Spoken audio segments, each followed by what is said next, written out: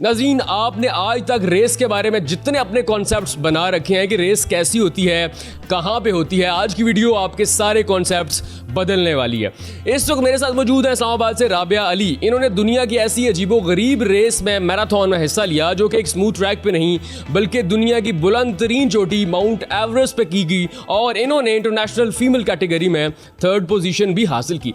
लेकिन सबसे अहम और मज़ेदार बात यह है कि आज तक राबिया अली ने इससे पहले किसी रेस में भी हिस्सा नहीं लिया। इन्होंने अपने डिप्रेशन से लड़ने के लिए उस रेस में हिस्सा लिया और जो दुखी लम्हा इस पूरी रेस के और इस पूरी जर्नी के दौरान आया वो था कि रेस के बिल्कुल मिड में घर पे इनकी वालदा का इंतकाल हुआ। लेकिन राबिया अली इतनी पैशनेट थी कि इन्होंने वो रेस नहीं छोड़ी, रेस कंप्लीट की, 3rd पोजीशन हासिल की और उसके बाद ये घर वापस आई। आइए इनसे जानते हैं कि इन्होंने ये रेस क्यों की, डिप्रेशन ख़त्म हुआ और जब वो ट्रेजेडी इनके साथ हुई तो उसको इन्होंने कैसे डील किया। अस्सलाम वालेकुम अस्सलाम। कैसी है? अल्लाह का शुक्र आपके। मुझे सबसे पहले तो ये बताएं ये मैराथन कैसे होती है और आज से पहले पाकिस्तान के अंदर इसके बारे में कोई हौ नौ नहीं है।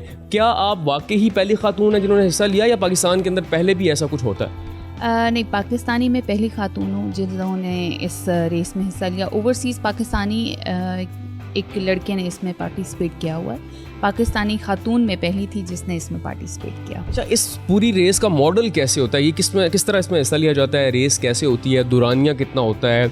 कहाँ तक जाना होता है और वापस कैसे आना होता है? ओके, इसके बड़े इंटरेस्टिंग किस्म के फ़न फैक्ट्स हैं। ये दुनिया की सबसे बुलंद तरीन चोटी माउंट एवरेस्ट के बेस कैंप से स्टार्ट होती है और जो लोग ट्रैकिंग करते हैं उन्हें इस चीज़ का अंदाज़ा होगा कि किसी भी ट्रैकिंग की जो बेस कैंप्स होते हैं वहाँ पे आप ट्रैकिंग के थ्रू जा सकते हैं। अगर आप हेली के थ्रू जाएं तो आपको एल्टीट्यूड सिकनेस हो जाती है। तो इसका स्टार्टिंग लाइन जो है उस पर पहुँचने का तकरीबन 12 से 14 दिन का रास्ता है। वो आप ट्रैक करते हैं, पूरा ट्रैक करके आप वहाँ पे पहुँचते हैं। नाइट्स में आप स्टे करते हैं, क्लाइमेटाइज करते हैं 1 आध दिन के लिए और फिर वहाँ पहुँचते हैं। वहाँ पहुँचने के बाद रात गुजार के आपकी अगले दिन रेस स्टार्ट होती है और आपने कुछ घंटों में फिनिशिंग लाइन तक पहुँचना होता है, जो कि अगेन काफ़ी दूर है क्योंकि पहाड़ों का अगर आपको कुछ अंदाज़ा हो तो पहाड़ों पे रास्ते बहुत दूर होते हैं। मतलब 21 किलोमीटर भी वो शहर के 21 किलोमीटर से ज़्यादा महसूस होता है और ज़्यादा टाइम लगता है। तो ये इसका इंटरेस्टिंग फन फैक्ट है। यानी कि आपने स्टार्टिंग पॉइंट में पहुंचने में ज़्यादा दिन लगाए थे। अच्छा, ये बताएं आपसे पहले किसी खातून ने हिस्सा नहीं लिया,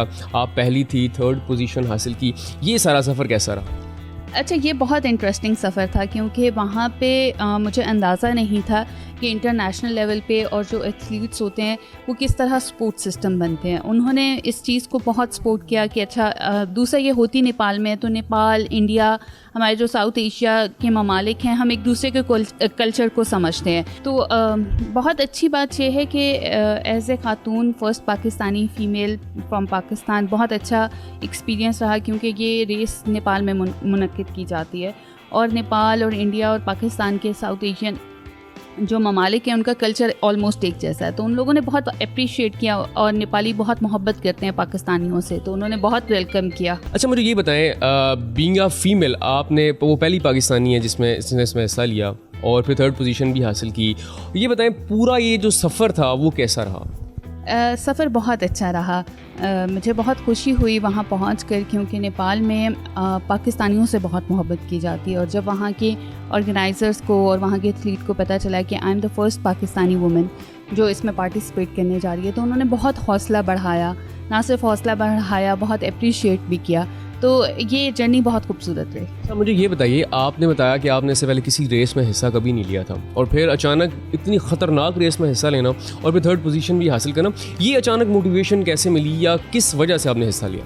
ओके, पहाड़ों से मोहब्बत है। पहाड़ों पे मैं ट्रैक कर रही हूँ 2021 से, तो पहाड़ों पे जाना होता है और वहाँ रेस का कैसे ख्याल आया, समटाइम्स ज़िंदगी में बहुत ज़रूरी हो जाता है कि आप अपने फियर्स को जब तक पीछे मुड़कर वापस आंखों में आंखें डालकर ना देखें तो वो आपका पीछा नहीं छोड़ते। तो भागना मेरा फियर था।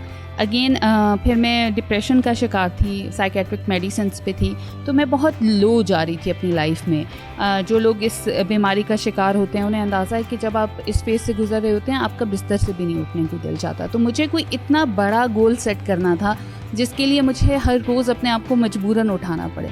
तो ये एक मोटिवेशन थी अपने आप को शायद उस फेज से निकालने के लिए मैंने ये चूज़ किया। अच्छा, ये बताएं आपने बताया कि ट्रेजेडी आपके साथ हुई, आपकी वालदा का इंतकाल हुआ, फिर आप वापस भी नहीं आई।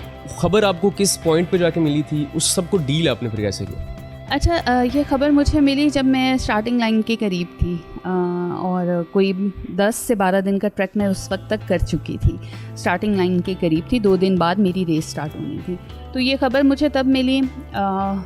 उस वक्त तो बहुत मुश्किल था। वैसे उस वक्त लगा कि अब ना इस रेस का कोई मकसद है, ना यहाँ पे खड़े होने का कोई मकसद है। लेकिन जो इसका फ़न फैक्ट है कि 12 दिन आपको अगर ट्रैक करके लगते हैं तो वापसी का भी कोई पॉसिबिलिटी नहीं थी कि मैं फ्यूनरल तक पहुँच सकती। लेकिन बस मैंने तब अपने आप को ये समझाया कि जब यहाँ तक इतनी दूर आ गई हूँ तो जिस मकसद के लिए आई हूँ वो मैं अचीव कर लूँ। और कुछ अर्सा अपने आप को स्ट्रॉन्ग करना पड़ा।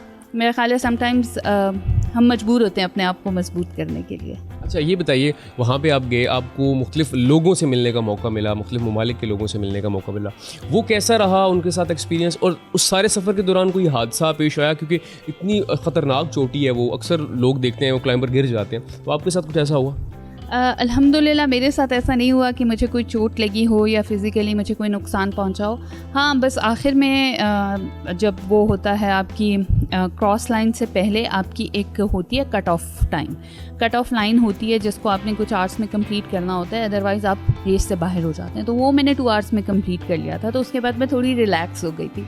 तो उसके बाद क्लाइंब था बहुत ज़्यादा, बस उसमें बहुत थक गई। लेकिन बहुत सारे रनर्स बेचारे गिर भी जाते हैं। मेरे साथ ही मेरी फ्रेंड बन चुकी थी, शी वाज अमेरिकन डॉक्टर, वो गिर गई उसके रेस के दौरान। तो बहुत मुश्किलात आती हैं, लेकिन अल्हम्दुलिल्लाह मेरे साथ ऐसा कोई हादसा पेश नहीं आया। मेरे साथ इमोशनल हादसा ही पेश आया। तो आसान नहीं है, मुश्किल है। लेकिन जब मैं वहाँ पे मुख्तलिफ़ लोगों को देखा, मैंने इंटरनेशनल एथलीट्स को देखा जो हर साल आ रहे हैं। वहाँ पे कई लोग ऐसे हैं जो पिछले कोई 10 साल से आ रहा है हर साल, कोई पिछले 15 साल से आ रहा है। तो मुझे एक चीज़ का दुख ये ज़रूर हुआ कि हम पाकिस्तानी इतने पीछे क्यों हैं स्पोर्ट्स में। हमारे यहाँ सिर्फ क्रिकेट को ही प्रमोट क्यों किया जाता है, बाकी रेसों के बारे में हमें आम तौर पे पता ही नहीं होता हमारी सोसाइटी में। अच्छा, मुझे ये बताएं, आपने एक मुनफरिद एजाज़ भी हासिल कर लिया, अब नेक्स्ट आपके क्या प्लान्स हैं? फिर कोई इस तरह का ख़तरनाक काम करने जा रही हैं आप? देखिए, अल्लाह ताला ने क्या नसीब में लिखा है, प्लान्स काफ़ी सारे हैं। अभी रिसेंटली जिस ग्रुप के साथ मेरा ताल्लुक़ है, हम लोग कोशिश कर रहे हैं कि हम पाकिस्तान में कोई हाई एल्टीट्यूड मैराथॉन्स या ट्रेल रन्स उनको इंट्रोड्यूस करवाएं, क्योंकि हमारा लोकल टैलेंट बहुत अच्छा है। मैं तो कुछ भी नहीं हूँ, मैं ये समझती हूँ कि अगर मैं भाग सकती हूँ तो कोई भी भाग सकता है। तो जो एथलीट हैं लोकल, जिनको बाहर इंटरनेशनल लेवल पे मौके नहीं मिलते बिकॉज ऑफ रिसोर्सेज, मनी, पैसा का सबसे बड़ा मसला है, वीज़ास का मसला है, एक्सपोजर नहीं है, कम्युनिकेशन स्किल्स नहीं है, उनको क्यों ना पाकिस्तान में वो सब अपॉर्चुनिटीज़ दी जाएं ताकि वो टैलेंट निकल के सामने आए। आखिरी सवाल ये बताएं, जो इस सारे केस का और रेस का मौजब बना आपका डिप्रेशन, वापस आके आप कैसा महसूस कर रही हैं? डिप्रेशन तो अल्लाह का शुक्र है जब मैं इसकी तैयारी कर रही थी तभी मेरा ख़त्म हो गया था, क्योंकि जब आप ज़्यादा एक्सरसाइज करते हैं, हाई इंटेंसिटी की एक्सरसाइजेस करते हैं, आपके हैप्पी हार्मोन्स बहुत ज़्यादा रिलीज़ होते हैं। तो उससे मेरी आहिस्ता आहिस्ता सारी मेडिसिन्स ख़त्म हो गई, मेरी थेरेपीज़ ख़त्म हो गई। वापस आके आप लो मूड्स तो हर एक के चलते रहते हैं, वो समटाइम्स आई फील, लेकिन अल्लाह का शुक्र है कि डिप्रेशन के फेज से मैं निकल आई।